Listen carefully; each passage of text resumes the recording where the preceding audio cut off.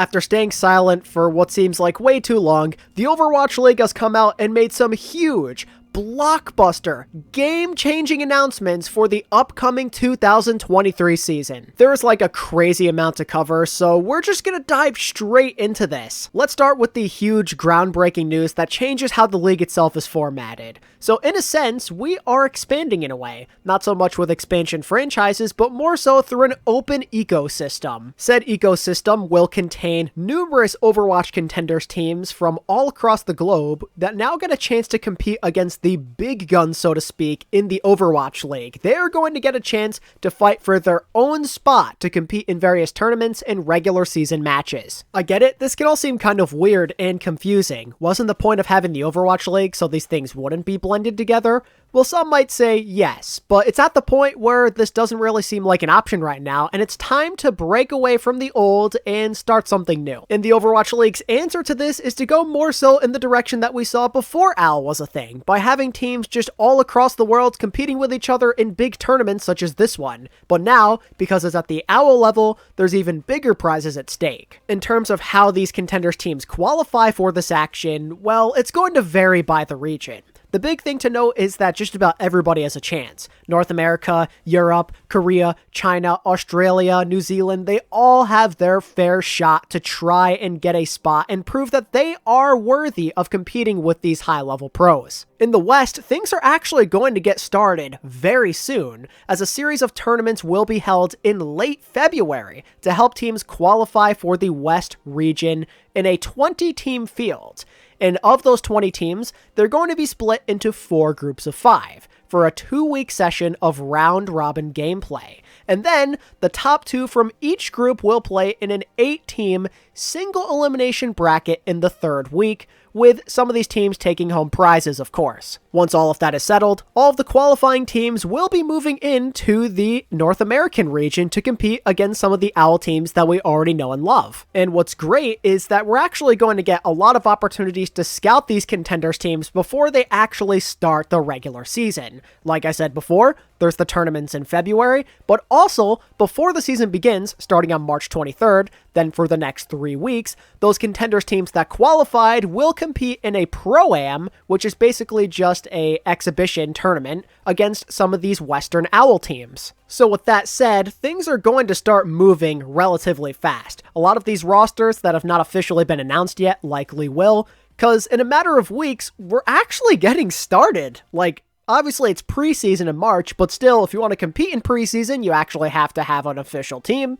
So look forward to a lot of roster announcements as well. I gotta give credit to OWL in this situation. This is a lot of content to look forward to between February and March. This is all before the season even begins. This is something we were lacking and that a lot of people have been critical of, so this is great stuff. Before getting into the details on how Contenders teams work over in the East, some of you, now that we're juggling all these dates together, are probably wondering, when does this season actually begin? When does the regular season officially start? Well, I'm happy to say that it starts on April 27th, which is the earliest the league has started in over a year. And again, if you want to get technical, league operations and actual gameplay is starting before then. We're getting content in March. We haven't had a season start that early since 2020? It has been ages. It is great that we're getting in such a better direction right now in terms of content and staying entertained and not having these long droughts of an off season. Anyway, as we look more so into the Eastern Conference and how it's going to work over there with Contenders teams qualifying, their journey is going to begin in April at the start of the season.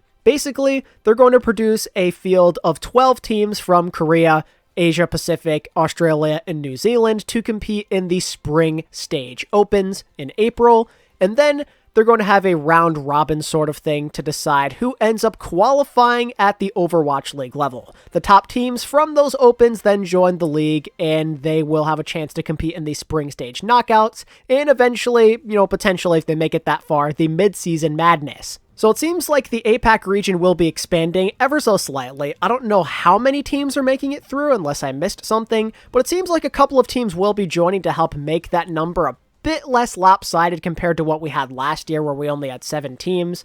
But I don't really know if we're going to reach double digits still, especially because, if you didn't hear, the LA Valiant are moving away from the East and they're going back to the West, which means we now have 14 teams in the West of the original franchises. That's another story completely, right? The Valiant being back over there again. How is that going to work? Are they going to be Korean? Are they going to be Chinese? Is Immortals going to operate things again? Or somebody else going to? They could have people do their dirty work again. There's so many question marks in regards to that team, and if they'll even be any good or competitive at this point. This seemed like it happened kind of late.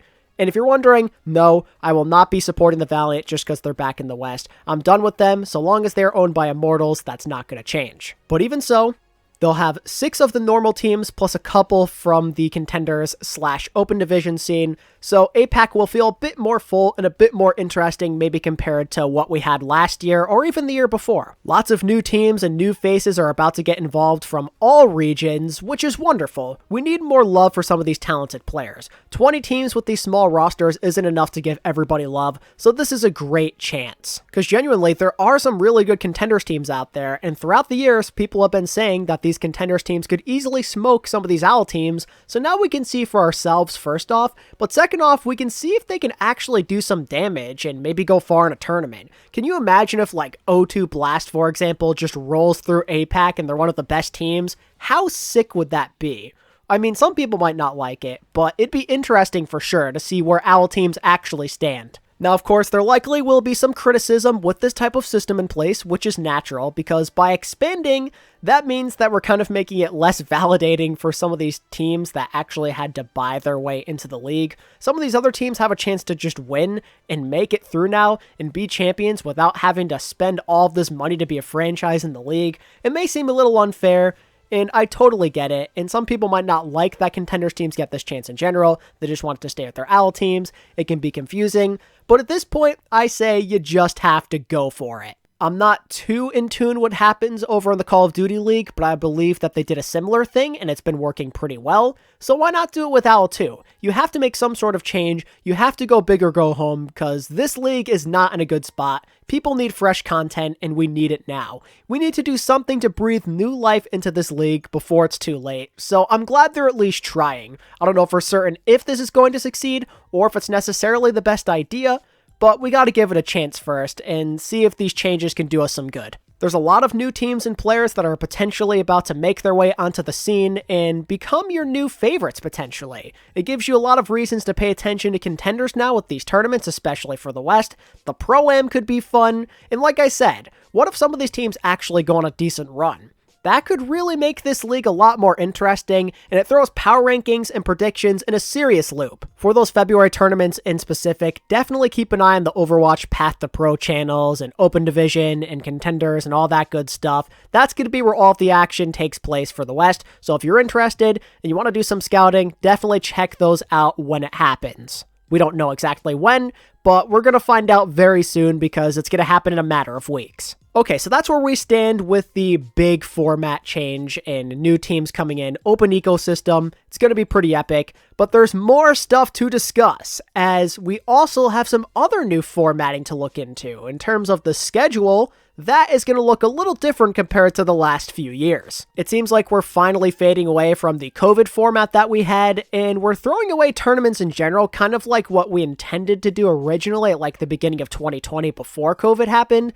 They're rolling out with that initial plan again where there's not going to be a lot of tournaments. They're going to have just 2, that being Mid-Season Madness and the playoffs. Like I said before, it starts in April with the spring stage for both the East and the West. The West immediately rolls into the qualifiers because they already have their Contenders teams locked up, and then the East will start maybe a little bit earlier with their opens, and then they'll move into qualifiers once they have all of that known, and then from there, they're going to go into a knockout section, which will inevitably decide who plays in the Mid-Season Madness tournament, which will be a global LAN event. Now, if you're wondering if there's going to be any other LAN events throughout the years, I'm not entirely certain yet, but maybe we will. I'd assume that some teams will be interested since we saw like Dallas and Toronto and whatnot host their things, so surely there'll be some local things as well as the global stuff. Where these global events will be held, I'm not too sure. Maybe we'll have one in Korea, maybe we'll have one in the US for the playoffs, like maybe they'll have it split where each region gets something.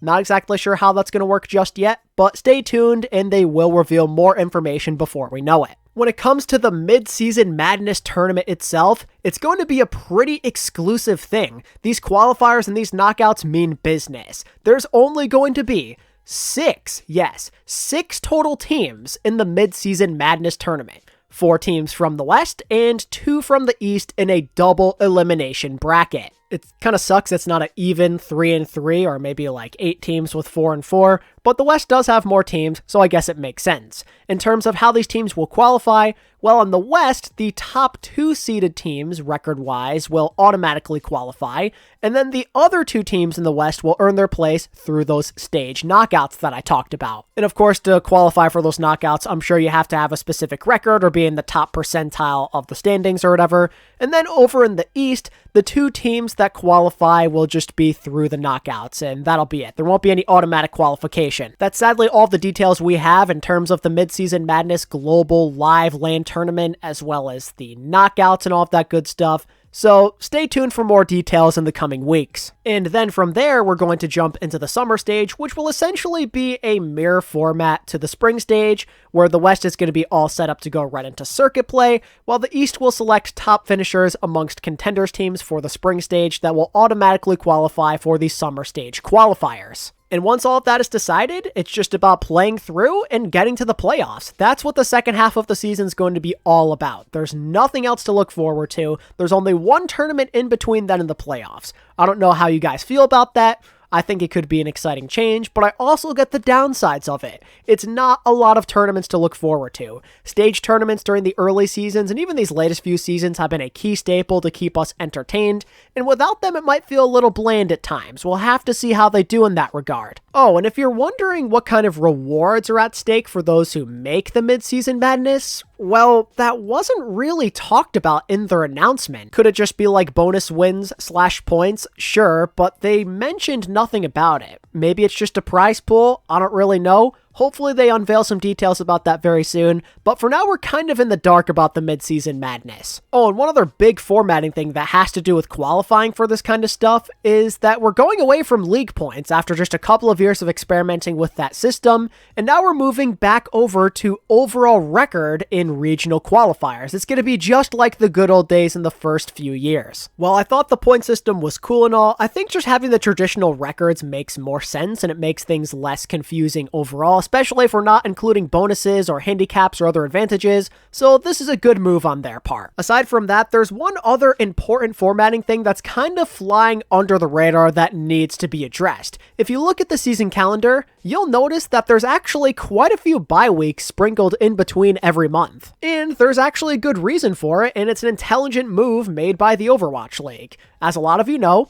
the World Cup qualifiers and tournaments and all of that stuff are ramping up to begin very, very soon. And there's a lot of questions and confusion on how that would affect OWL players who maybe want to compete. Would they even be able to?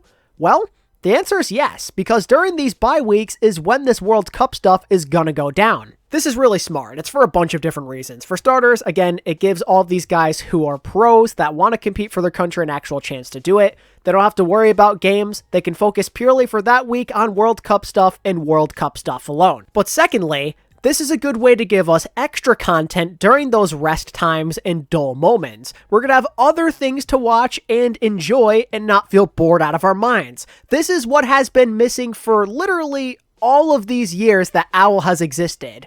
Weekly content, things to get us by when there is no OWL. It sucks that we can't get this stuff during the off season, but this is a start. And it's not just World Cup stuff either. Supposedly there are other small tournaments that are going to be occurring. What that means exactly? I'll leave that up to you to decide, but maybe that's going to give a lot of these pros other chances to compete and entertain you and have these live broadcasts while we're taking breaks. All of it is just really good for the health of the fan base and not keeping us, in the dark and bored out of our minds while we wait for things to happen again. It seems like there's always going to be a lot of action, at least a majority of the time. So that, in a way, could be the thing that makes up for the lack of big-time tournaments that we get throughout the season. There'll be World Cup stuff, we have interesting new teams and players joining the fray, there's other small tournaments, we have a ton of big-time content this upcoming year that could end up being a good change. Again, I'm not going to sit here and say that this is a guaranteed all great stuff that's happening, but it's a start.